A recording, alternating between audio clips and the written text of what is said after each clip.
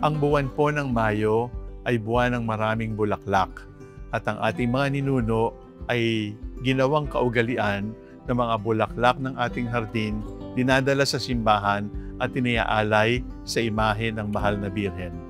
At ang debosyon pong ito ay tawag natin Flores de Mayo, Flowers of May.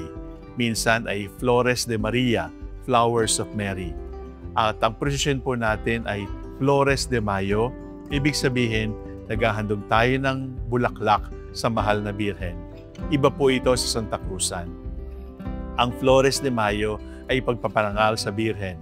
Minsan may sagala, iba't ibang title ng mahal na Birhen.